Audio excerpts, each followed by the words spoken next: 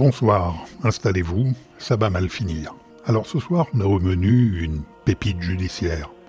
Une histoire vraie qui a pourtant tout d'un conte des frères Grimm. L'histoire est documentée, archivée, vérifiable. Nous sommes en Franche-Comté, à l'automne 1572. Depuis les débuts de l'automne, des enfants disparaissent. Les corps sont retrouvés étranglés, mutilés, partiellement dévorés. Une année après, en 1573, on capture un homme, Gilles Garnier, un ermite vivant dans les bois avec sa femme et ses enfants. Il avouera tout, soit 4 meurtres, des enfants entre 9 et 13 ans, étranglés de ses mains, dévorés sur place, et des morceaux de chair amenés chez lui pour nourrir sa famille. Le tribunal le condamne pour lycanthropie et sorcellerie. Il sera brûlé vif le 18 janvier 1574. Mais voilà la question, pourquoi un tribunal civil le dénomme loup-garou et tient un procès sur ce fait précis? Alors ce soir, on va aux faits, juste aux faits, et à la manière de les interpréter. Et après avoir tout analysé, j'ai un véritable avis logique à vous partager, et une coïncidence troublante, comme seules les campagnes françaises savent nous les délivrer. Alors, baissez la lumière, car ça va mal finir. Octobre 1572. Nous sommes dans un vignoble, près de Dole, en Franche-Comté. C'est jour de vendange. Le soleil d'automne baigne les coteaux d'une lumière dorée. Les grappes sont lourdes malgré un été en demi-teinte. Dans les rangs, on rit encore, bien que les temps s'annoncent difficiles. Jean Perronnet est porteur. C'est celui qui ne coupe pas les grappes, mais les transporte. Il fait des allers-retours, gravit le sentier qui longe la parcelle. Sa charge pèse lourd. Encore quelques pas et il pourra déverser tout près du pressoir. En contournant le muret de pierre, là où les vignes cèdent place aux broussailles, son pied heurte quelque chose. Il se retourne émaugré, puis se fige. Un bras, petit, livide, émerge des ronces. C'est un bras d'enfant, celui d'une fillette de 10 ans, et il la connaît. Jeanne, la fille du vigneron. Elle était encore avec eux 2 heures plus tôt. À la vue de la scène, atroce, il appelle en hurlant à se rompre la voix. Tous les vendangeurs accourent. Jean a reculé, mais son regard est resté figé sur la scène. On écarte les ronces. Le corps est là. Une boucherie. Une boucherie qui déclenche des hauts le cœur. Le constat est glaçant. L'enfant a été étranglé, puis dépouillé de ses vêtements. Et là commence l'horreur. La chair des cuisses et des bras a été dévorée sur place. Les traces de dents sont visibles et ce ne sont pas des crocs de chien ou de loup. On connaît ces blessures ici et elles n'y ressemblent pas. On enveloppe le corps, on appelle le bailli. Les vendanges s'arrêtent. La première question que tout le monde se pose, qui a fait ça? L'étranglement signe le crime, mais les blessures seraient donc cannibales? Un monstre a étranglé, écrasé la gorge de ses mains, puis a déchiré les chairs. Tel un... Personne n'ose finir la phrase. 8 jours après la Toussaint, début novembre, Jeanne à peine enterrée, une autre fillette part jouer près du pré de la Ruppe.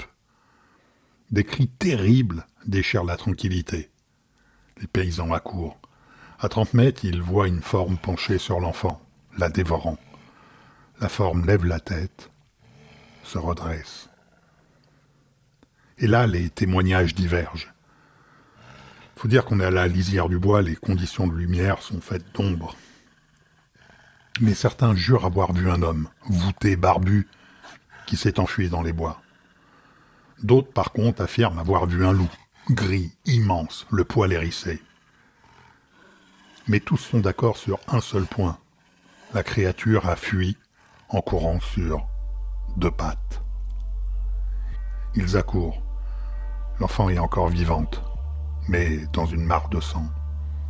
5 plaies profondes, des morsures terribles, mais qui encore ne ressemblent à rien de connu. Elle meurt quelques jours plus tard. 2 enfants en moins de 10 jours. La panique envahit la région. Fin novembre, le froid arrive.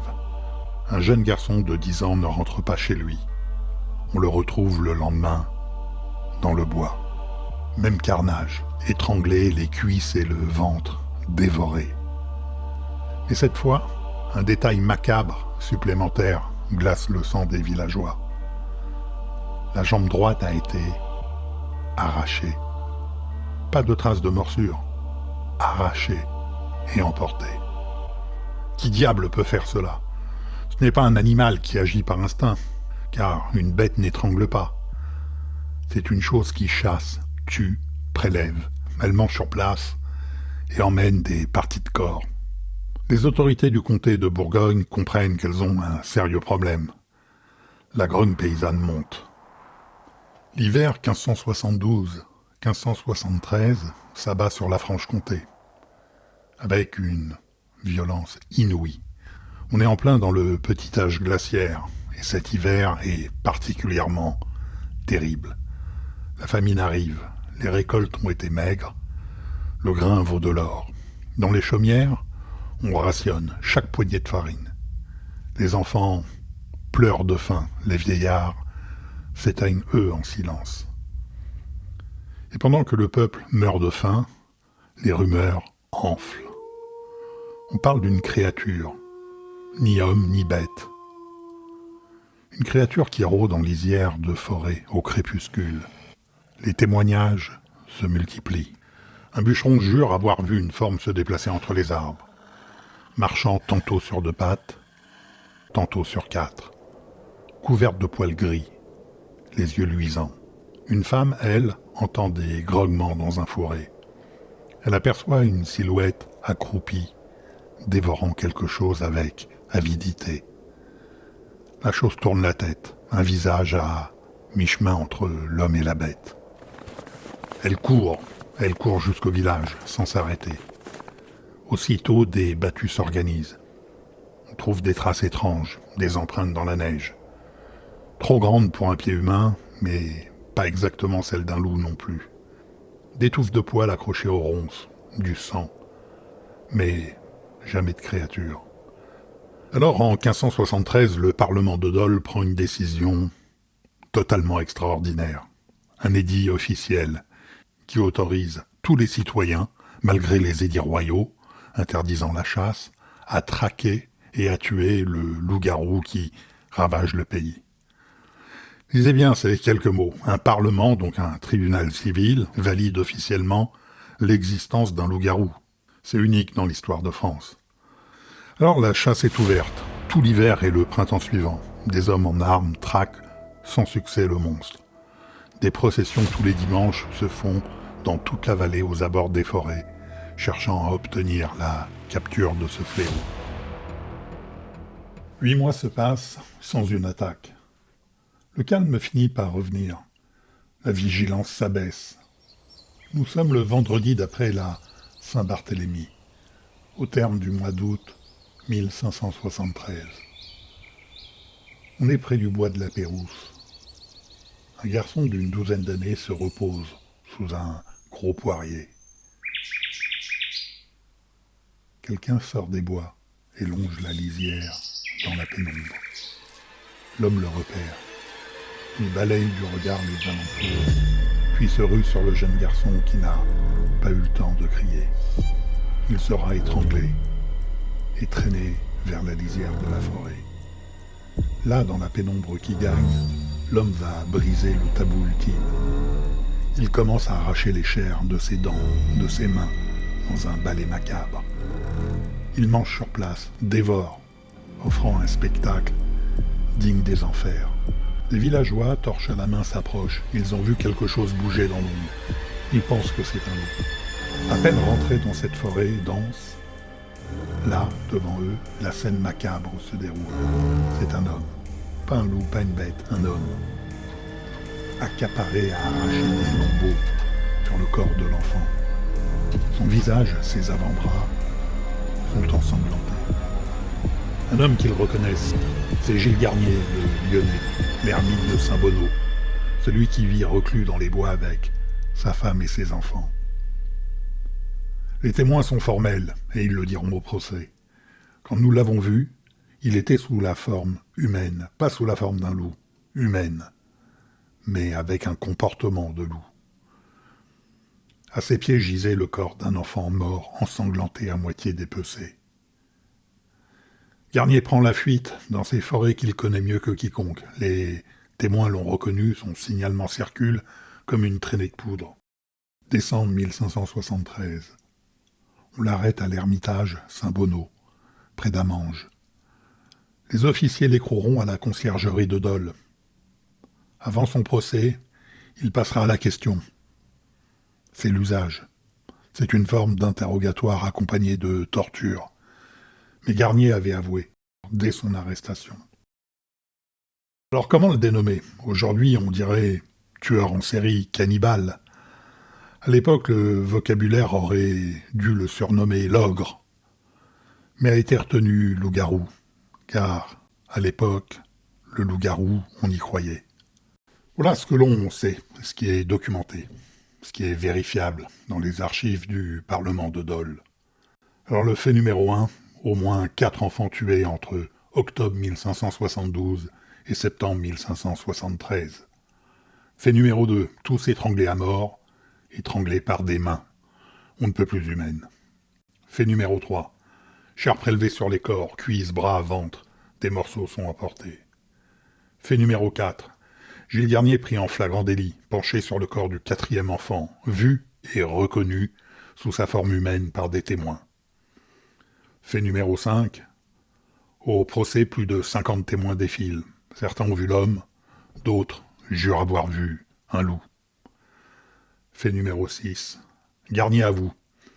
Il dit avoir tué 4 enfants, avoir dévoré leur chair, puis avoir ramené les morceaux chez lui pour nourrir sa femme et ses enfants. Ça, c'est ce que l'on sait. Pas de spéculation, pas d'interprétation, des faits. Maintenant, la question, pourquoi le tribunal parle de loup-garou ? Pourquoi le tribunal civil parle de loup-garou ? Alors on continue. Janvier 1574, salle d'audience du Parlement de Dole. La salle déborde, des centaines de personnes sont venues voir le monstre. Certains de régions plutôt éloignées. On se bouscule, on veut voir la bête. Les gardes font entrer Gilles Garnier, un squelette vivant. 50 ans, mais il en paraît 100. Il est maigre à faire peur, des cheveux emmêlés, la barbe en broussailles, des ongles longs et noircis. Ses yeux sont enfoncés, il a un regard fuyant, on dirait un animal traqué. Le juge Henri Camus ouvre les débats. Gilles Garnier, vous êtes accusé de lycanthropie et de meurtre d'enfants. Et là, Garnier commence à parler. Il raconte la faim terrible qui le ronge, lui, sa femme Apolline, leurs enfants. Ils crèvent de faim dans leur masure isolée au fond des bois. Ces chasses sont vaines, même les racines viennent à manquer. Un soir, dans la forêt, il dit avoir rencontré un homme, vêtu de noir, qui lui a offert une solution. Alors laquelle ? La solution, elle passe par un onguent, une pommade qui pue la mort. Il lui dit « Frotte-toi le corps, prononce ces paroles, et tu deviendras un loup, puisque tu l'as choisi.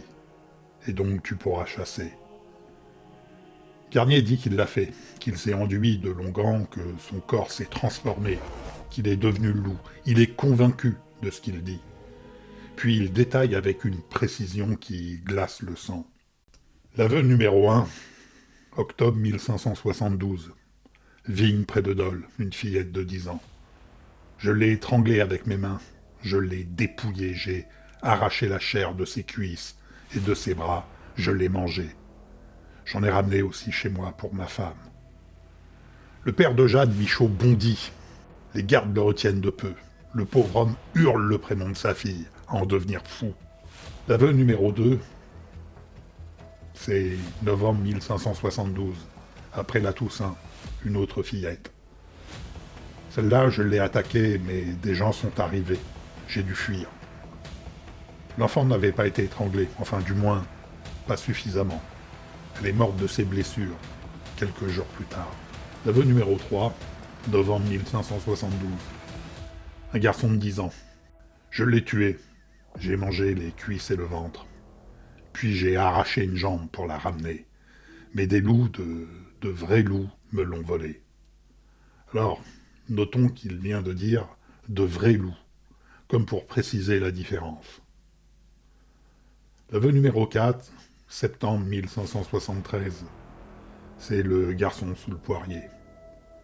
Celui-là, je l'ai étranglé, je m'apprêtais à le ramener chez moi, mais c'est là que sont arrivés des paysans avec leurs torches. Le juge pose la question. Réalisez-vous la gravité de vos actes? Garnier lève les yeux. Il dit quelque chose que personne n'oubliera. Écoutez, j'avais faim. Vous ne savez pas ce que c'est. Cette faim qui ronge, qui hurle, qui efface tout. Bien, précisons que beaucoup de gens mouraient de faim à l'époque, sans pour autant briser le tabou ultime. Le procès dure 3 jours. 50 témoins défilent. Experts, théologiens, donnant tous un avis selon les connaissances et les croyances de l'époque. Mais la sentence, elle, était déjà écrite. 18 janvier 1574, le juge Camus lit le verdict. Gilles Garnier, tombé en sorcellerie, ayant pris et oxy plusieurs enfants de 6 à 12 ans, tant avec ses mains, semblant pâtes, qu'avec ses dents. Relisez ces mots, ses mains semblant pâtes. Le tribunal reconnaît que ce sont des mains humaines, mais il est dit semblant pâtes. La cour le condamne à être traîné sur une clé jusqu'au tertre, et là, être brûlé vif, son corps réduit en cendres. Garnier ne réagira pas. Il semblait déjà ailleurs. Le lendemain, à l'aube, on traîne Garnier à travers les rues enneigées de Dole. La foule est immense. Certains crachent, d'autres lui lancent des pierres.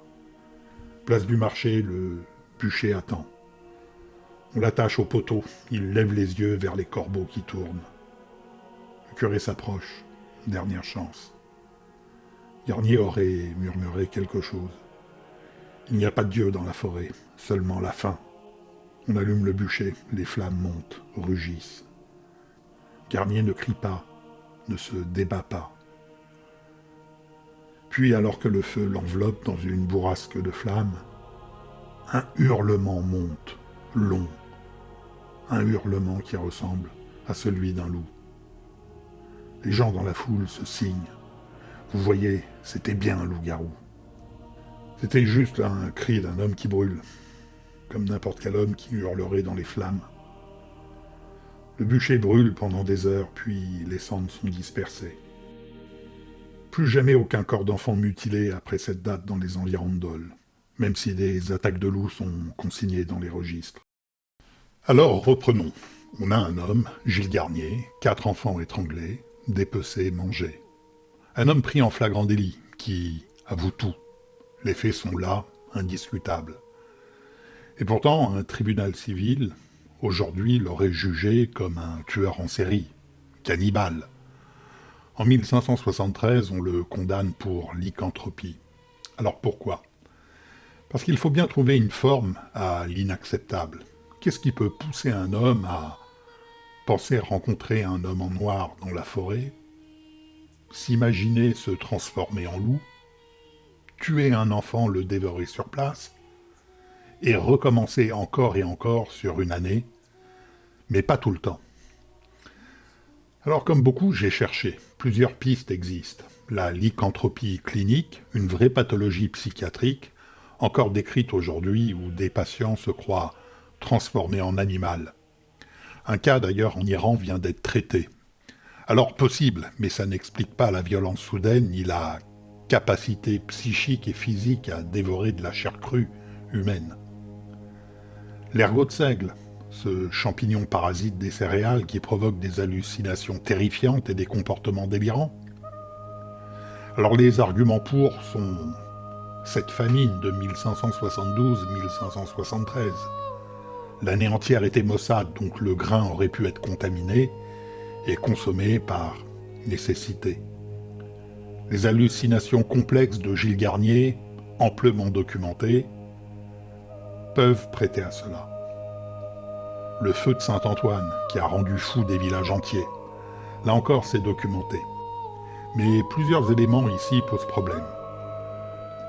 L'ergotisme provoque une intoxication qui est graduelle et cumulative. Or, les meurtres de Garnier sont espacés. Octobre, novembre, décembre, puis plus rien pendant 8 mois. Puis septembre. Des crises donc ponctuelles. On n'est pas dans une descente continue. Ensuite, l'ergot affecte généralement des communautés entières qui consomment le même pain. Alors pourquoi Garnier seul ? Pourquoi pas sa femme ? Pourquoi pas ses enfants ? Et surtout, l'ergotisme, dans sa forme avancée, provoque des troubles circulatoires sévères, des crampes violentes, parfois des nécroses. Donc difficile de marcher des kilomètres et d'étrangler 4 enfants dans cet état. Ce qu'il nous faut, c'est un toxique qui agit par crise ponctuelle, donc au moment de l'ingestion, provoque spécifiquement un délire de transformation animale, car Garnier était persuadé d'être transformé, il le dit. Permet de garder une force physique intacte, peut être consommé plusieurs fois sur une année et donc trouvable aux mêmes périodes. Eh bien, ce toxique, il existe. Mieux, on l'utilise depuis des millénaires pour faire exactement ce que Garnier décrit. En Sibérie, chez les chamans Koryak et les Samoyèdes, l'amanite panthère est consommée rituellement pour entrer en transe de métamorphose. Une sensation réelle de transformation. Là encore, amplement documentée. La peau devient fourrure, les mains deviennent des pattes, et une perte totale de l'identité humaine. Et écoutez bien, les ethnologues nomment cela lycanthropie chamanique induite. Je ne vous cache pas qu'en cherchant des hypothèses, je me suis vraiment posé la question comment cela ne se retrouve pas dans toute la littérature que j'ai pu analyser sur l'affaire de Gilles Garnier. C'est complètement incroyable. Lycanthropie chamanique induite. Ce même champignon pousse dans les forêts de Franche-Comté. Pas besoin d'aller le chercher loin. Il pousse dans la forêt même où vit Gilles Garnier, sous les feuillus. On trouve 2 espèces bien documentées. Amanita pantherina, l'amanite panthère. Elle a un chapeau brun, des verrues claires, un mélange d'acide iboténique et de mucimol, qui déclenche hallucinations violentes, dysmorphie corporelle et chute totale des inhibitions. Le psilocybe semilanchetta, dit psilocybe fer de lance, c'est un petit champignon brun qui transforme la perception du corps et peut donner la certitude absolue de se transformer. On le trouve principalement dans les champs et sur des bousses de vaches. Et l'ensemble des meurtres correspond exactement au moment où ces champignons sortent de terre. Garnier vit dans les bois, à l'écart, il a faim, il glane. Un homme affamé et ignorant peut très bien confondre un toxique avec un comestible. Et là, tout ce qu'il raconte s'emboîte. Les hallucinations, l'homme en noir dans la forêt, la dysmorphie corporelle, la conviction d'être devenu un loup, la perte des inhibitions plus l'anesthésie gustative, la capacité à étrangler un enfant, à le dévorer cru, à prélever des morceaux pour les ramener chez lui. Les effets sont ponctuels, durent de 6 heures à 24 heures. Donc les épisodes sont espacés sur une année. Et il n'y a strictement aucune séquelle physique. Donc il est capable de récidiver. Ce mécanisme, on le connaît. Et on le connaît, on ne peut mieux. Les drogues, depuis le cannabis, les drogues de synthèse, le LSD, les champignons, peuvent donner cela. Miami 2012, un homme nu, en plein délire mystique, dévore le visage d'un inconnu vivant, sur un trottoir, sous les yeux des témoins, pendant 30 minutes. 30 minutes à lui arracher le visage avec ses dents et à avaler, à manger les morceaux. Il sera abattu par la police. Voilà pourquoi l'hypothèse des champignons hallucinogènes n'a rien d'une fantaisie. Mais je dirais même plus, c'est la cause la plus logique, la plus probable. Elle explique tout ce que raconte Garnier. Les visions, la métamorphose ressentie, le cannibalisme, la récidive et le timing. Reste une question. Pourquoi le tribunal, lui, préfère-t-il valider la thèse du mythe ? D'abord le contexte. On est en 1573, en plein âge des procès de sorcellerie. Le Malleus Maleficarum circule. On sait que le diable existe, on vit avec lui. La région a déjà brûlé des loups-garous. En 1521, avec le même scénario. Pacte, pommade, métamorphose. Ensuite, les loups, les vrais. Leurs attaques sont consignées dans les registres. Les paysans les côtoient, les craignent. Tout se mélange, les bêtes, les histoires, la rumeur, mais surtout, il y a une fonction collective. Dire « c'est un cannibale », c'est admettre qu'un homme peut faire ça. Qu'un père, un voisin, un marginal affamé peut un jour franchir la ligne. Et qu'avec les mêmes ingrédients, famine, isolement, délire, d'autres pourraient faire pareil. Et l'époque le sait. Car en cette même année 1573, pas si loin de là, pendant le siège de Sancerre, des protestants affamés ont franchi cette ligne. Une famille a mangé sa propre enfant. Jean de Léry, témoin direct, a tout écrit. Le couple Potard a été exécuté. Mais leur acte était compris comme celui de victimes poussées à bout. Alors voilà le problème. Si Garnier est juste un affamé qui a perdu la raison, il devient comme eux, un miroir, une possibilité. Mais là-bas, c'était un monde protestant, là on est dans un monde catholique. Dans un monde catholique, totalement impossible. Et ça, la société ne peut pas le tolérer. Dire « c'est un loup-garou », c'est déplacer la faute, ce n'est plus un homme, c'est la bête, le diable, un intrus dans le troupeau. On le juge, on le brûle, on disperse les cendres, et tout le monde peut rentrer dormir. Le mythe du loup-garou ne protège pas les enfants. Il protège la communauté de ce qu'elle refuse de voir en face. Alors Gilles Garnier était-il coupable ? Contrairement à beaucoup de procès de sorcellerie, ici on a des faits, des corps, des aveux, une série qui s'arrête net après son arrestation. Oui, il a tué et dévoré au moins 4 enfants.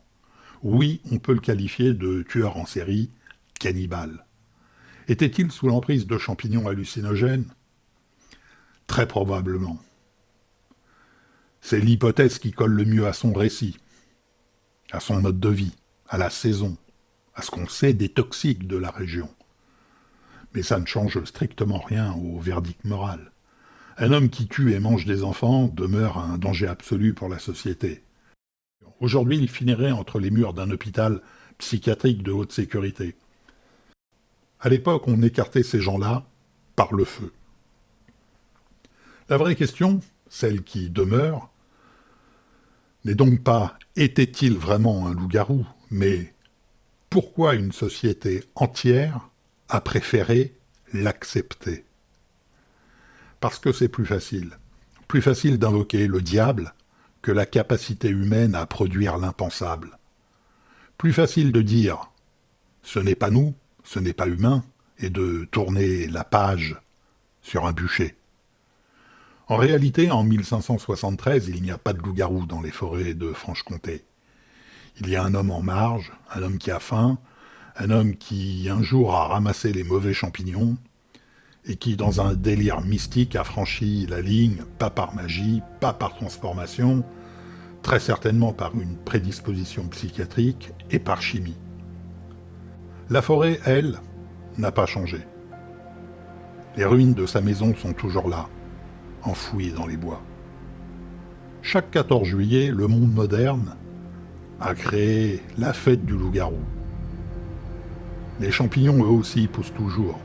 Alors tu peux les voir, les prendre en photo, mais mieux vaut ne pas y goûter.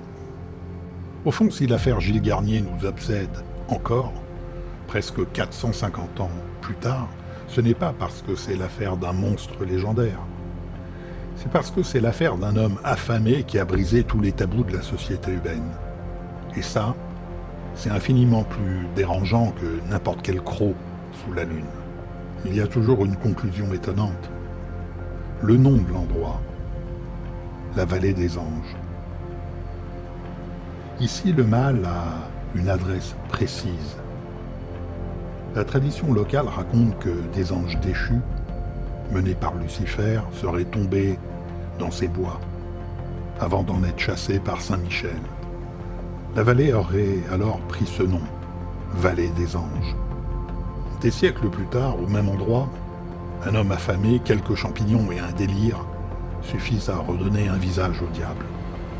Du mythe à l'homme, il ne reste plus qu'une forêt, un champignon et une hallucination. Alors, coïncidence ou passage de relais du diable ?